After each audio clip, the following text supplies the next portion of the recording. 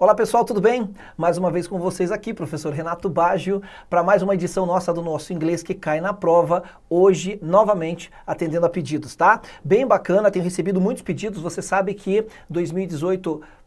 Em tese, né, teoricamente falando, é um ano para muitos concursos públicos virem por aí, deve ser um ano muito bom para quem é concurseiro, para quem busca aí uma estabilidade, uma qualidade de vida, né? E eu venho aqui, deixa eu ajustar minha tela aqui, enfim, para eu poder te ver, legal. E aí o que acontece? Eu vim aqui trazer para vocês uma questão da FUMARC, que houve um pedido para essa banca, tá? Pedidos que eu tenho recebido lá da internet, eu tenho recebido muita gente entrando em contato comigo, pedindo a listinha de conjunções. Quem está acompanhando a sequência de aulas do inglês que cai na prova da 1 em diante, sabe que em determinado momento lá eu ofereço para você. E sou eu sim que pessoalmente envio para você, entre em contato comigo. Eu tô no Instagram, tem gente que me manda umas mensagens lá pelo Instagram, eu tô no Facebook, eu tenho esse próprio canal aqui do YouTube. É muito fácil de falar comigo, tá? Você vai falar comigo, é diretamente comigo que as coisas são tratadas. Estou aqui para te ajudar. E hoje, banca FUMARC, tá? Quais são as características da banca FUMARC? Tá aqui, ó, trouxe para você, ó. Trouxe o trecho de um texto para nós trabalharmos com 3 questõezinhas. Hoje, o inglês que cai na prova tá bem generoso. A gente faz 1, 2 questões. Hoje a gente vai resolver 3 questões, tá bom? E olha só, a FUMARC, né, para nível superior completo, mas apesar dela trabalhar para nível superior completo, no caso dessa prova que a gente vai ver agora, ela não trabalha, não é um texto necessariamente assim. Se você me perguntar, Renato, são os textos mais difíceis que você já viu? É a pior banca? Não é, não é. Mas é uma prova bem elaborada, tá? É assim, as provas de inglês de concursos públicos de maneira geral são muito bem elaboradas. Não dá para fazer despreparado, tá? A FUMARC trabalha, ela gosta de trabalhar com 4 alternativas, né? Então, 4 alternativas de múltipla escolha, podendo ter aí alguma coisa, como a gente vai ver também, mesclado ali um verdadeiro ou falso, coisas desse tipo. Nível superior, textos em inglês, questões em inglês, tá? Você não vai ver português na prova, aliás, isso é meio que padronizado para os concursos que tem a parte de língua inglesa. Mas a FUMARC trabalha com 4 itens para você escolher o correto. Legal? E o texto eu diria assim, tá? Ó, veja, fazendo frente ao que as outras bancas cobram, a FUMARC está num nível de médio para cima, de médio para difícil, ela fica aí nesse intervalo, tá bom? Mas não vai ter os piores textos, o que pode ser aí uma coisa que vai te acalmar, tá bom? Dá uma olhadinha comigo, vem aqui, ó. Então a gente tinha aqui um concurso para o Banco de Desenvolvimento de Minas Gerais, aliás, pessoal de Minas que eu amo demais. Um dia eu vou morar nessa terra, não é possível tanto carinho que eu recebo do pessoal de lá, eu sou completamente apaixonado pelos mineiros. Tá bom? Olha só, leia comigo esse texto, que como eu disse para você é de um nível tranquilo. Vamos lá? Olha só. A healthy diet may help to prevent certain chronic, long-term diseases, such as heart disease, stroke, and diabetes. It may also help you to reduce your risk of developing some cancers and help you to keep a healthy weight. Muito legal, vocabulário da área médica, você está vendo aqui alguns termos, a gente vai traduzir para você, tá bom? Dá uma olhadinha aqui então, olha só. Ele fala o seguinte, uma dieta saudável. Como a gente já sabe nos nossos encontros, quem acompanha a gente faz tempo, o adjetivo no inglês vem antes do substantivo. Então, cuidado lá com esse comentário, em inglês é tudo ao contrário. Não é. A única coisa que antecede, né, que é invertida, vamos dizer assim, em relação ao português, é que o meu adjetivo, ele vem antes do meu substantivo. Lembrando que no inglês qualquer coisa pode ser um adjetivo. Já falamos disso em outros encontros também, então aqui eu só estou pontuando, corre buscar essa informação lá atrás. Então a leitura parece invertida, mas é uma adaptação que a gente faz, então diz, artigo indefinido, uma dieta saudável pode ajudar a prevenir, né, certas doenças crônicas. O prevent, na verdade, a melhor tradução dele é impedir. Impedir. Ele pode funcionar como um falso cognato. Falso cognato. Então, cuidado com ele, tá? Aqui é no sentido de impedir, tá? Ou seja, de longo prazo, né, doenças tais como doenças cardíacas, né, derrame e diabetes. Cuidado, atenção para esse carinha aqui, ó, o may. Gente, tenho falado isso faz muito tempo. O may sempre traz um grau de incerteza à frase. Ele tem outras funções, ele é chamado de verbo modal, mas a função mais utilizada nos concursos, disparado, quando may aparece na frase, ele tira a certeza da frase, ele traz um grau de incerteza. E mais do que isso, como ele trabalha de maneira bastante subjetiva, aliás, os verbos modais, de maneira geral, trabalham de maneira bastante subjetiva e contextualizada. Geralmente tem pergunta sobre ele. Apareceu um may no teu texto, grifa esse cara, porque vai ter uma pergunta cobrando o entendimento da frase em que ele aparece, tá?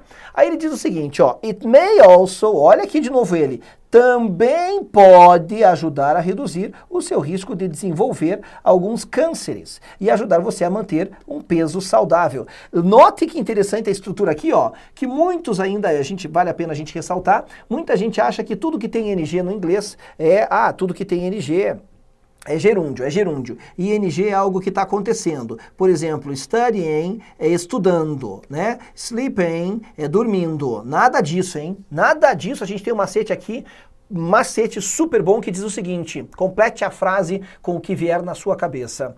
Tudo que está acontecendo tem NG, claro, dormindo, estudando, eu estou aqui falando. Então veja, tudo que está acontecendo tem NG. Eu faço esse gesto porque, assim como eu estico o verbo no português para fazer o gerúndio, fazendo, é o ING no inglês que dá essa esticadinha, beleza? Então é só uma mania que eu tenho das minhas aulas, mas vamos lá. Tudo que está acontecendo tem NG. Mas nem tudo que tem NG, é isso que é para você completar. Nem tudo que tem NG está acontecendo. Agora vamos falar o troço sério. A maior parte dos INGs que você encontrar na tua vida, querido, a maior parte não é o que está acontecendo. Não é. Para com essa mania. Os cursos de inglês ensinam errado aí, a gente tem que consertar depois. A maior parte não é. E nesse texto a gente tem um exemplo disso, de uma das várias situações, que é justamente aqui, ó. Toda vez que eu tenho um verbo, tá aqui o meu verbo, imediatamente depois de uma preposição, veja, na sequência da frase ele veio depois. Eu sou obrigado a colocar ING, embora não tenha nada acontecendo. Você viu como é que eu traduzi essa frase? Vou traduzir de novo para você perceber isso, tá? Sem você precisar voltar ao vídeo. Olha lá, ele diz assim, ó. Pode também ajudar a reduzir o seu risco de desenvolver.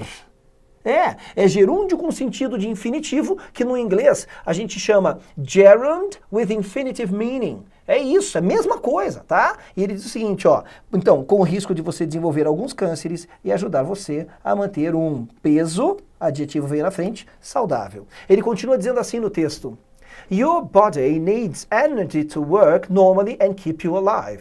You get this energy from nutrients in the food that you eat. Mostly carbohydrates, fats, and proteins. Minerals and vitamins are other nutrients that are also important in your diet to help your body stay healthy.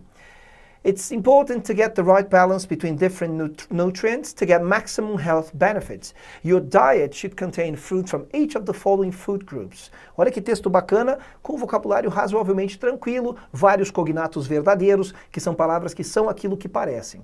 Cuidado com os falsos cognatos, tá? Os deceiving cognates. Ele diz assim, ó, seu corpo precisa de energia para trabalhar normalmente e manter você vivo. Você tira essa energia de nutrientes na comida que você come. Na sua maior parte, carboidratos, gorduras e proteínas. Minerais e vitaminas são outros nutrientes que, pronome relativo, que também está aqui, ó, são importantes na sua dieta para ajudar o seu corpo a ficar saudável, tá? É importante get the right balance, conseguir o equilíbrio correto entre diferentes nutrientes, né? Para ter o quê? O máximo de benefícios de saúde.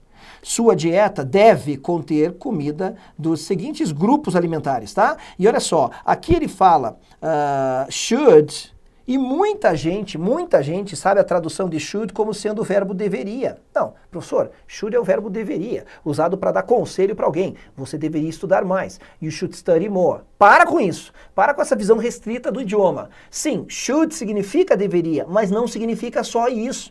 A tradução aqui está certinha. Esse cara pode ser usado para dar conselho, pode ser usado para falar de uma expectativa, por exemplo. E aqui a tradução dele é essa mesmo, é deve.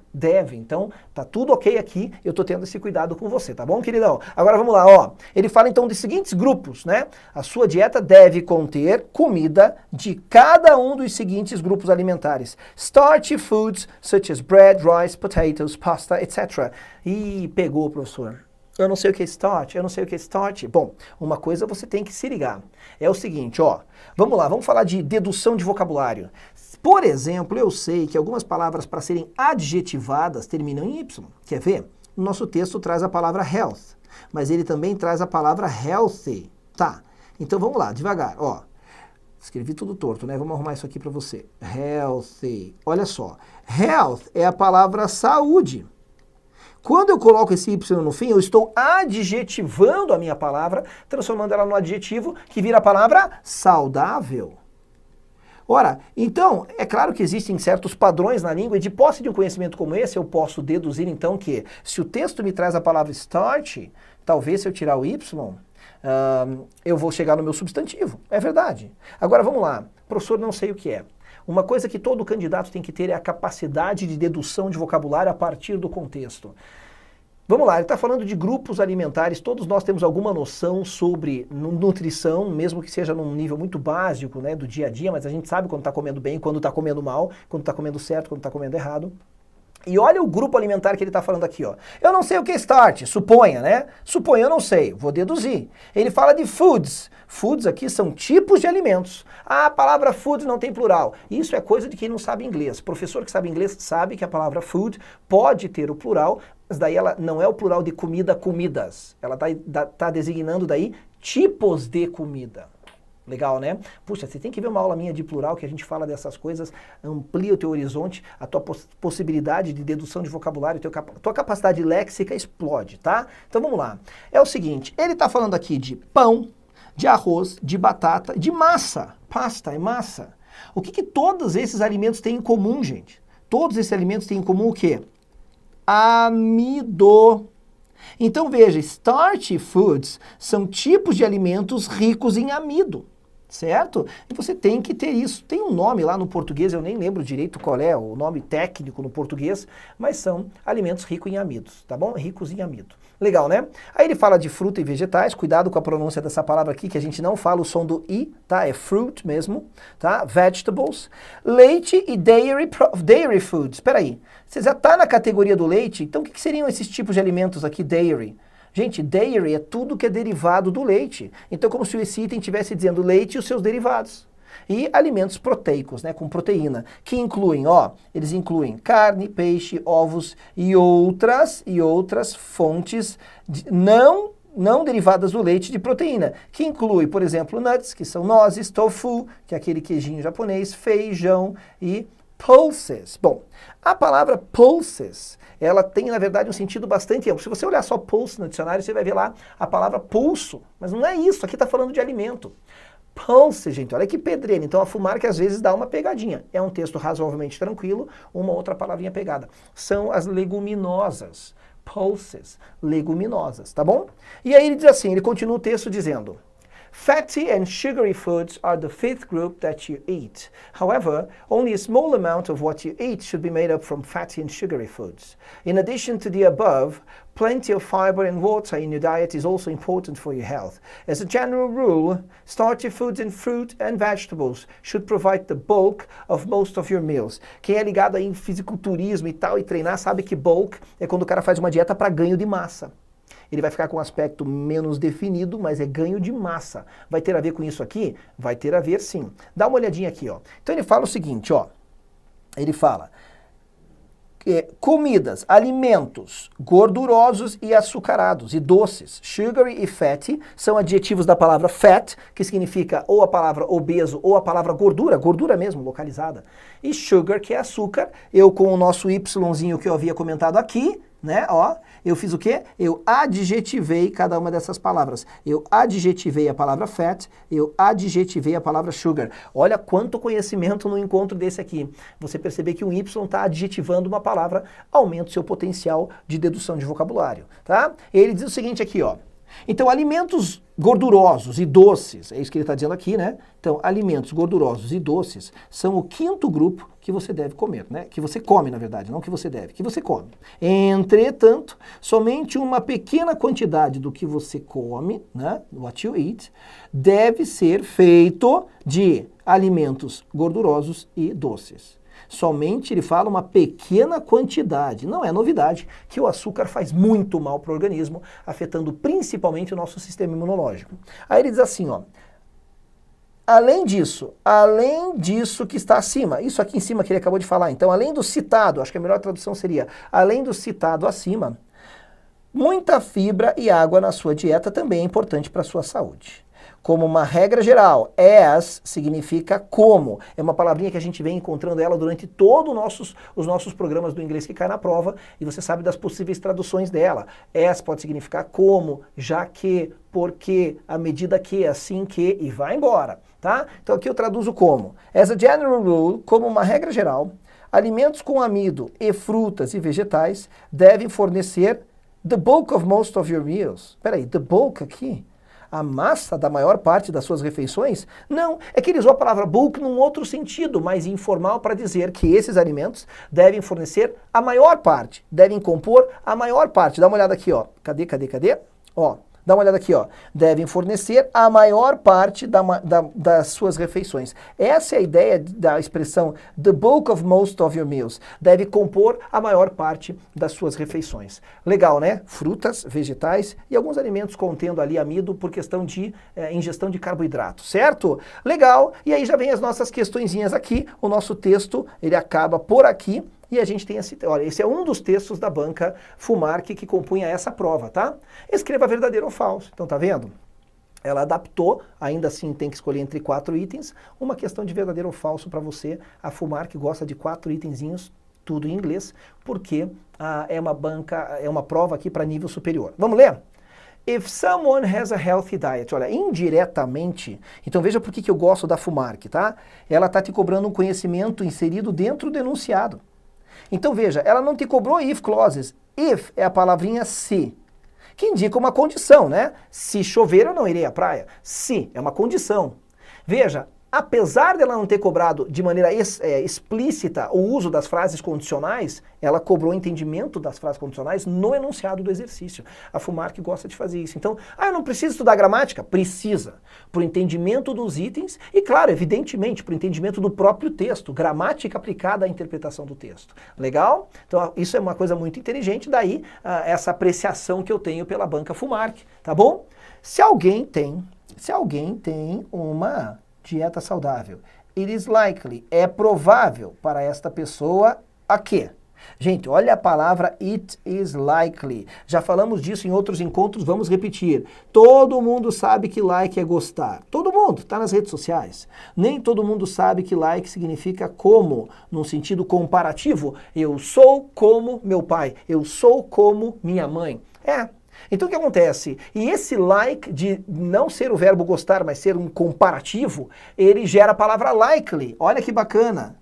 Likely, que significa, assim, num primeiro sentido, propenso a provável. É isso. Então está sendo usado ali no nosso enunciado, dá uma olhadinha, ó. Ele fala, é provável que essa pessoa, bom, se alguém tem uma dieta saudável, é provável que essa pessoa, primeiro item, né, be helped, ela seja ajudada a manter um peso saudável, a dieta dela ajuda ela a manter um peso saudável? Olha, me parece que sim, eu marcaria verdadeiro. Agora de baixo, ela será protegida, protected from most short-term illnesses, da maior parte das doenças de curto prazo. Primeiro de tudo, por mais que isso seja verdade, essa dica é muito importante que eu vou te dar agora, muito importante, tá? Por mais que isso seja verdade, ou seja, é verdade que comer bem previne doenças de curto prazo. A questão é se isso está no texto ou não.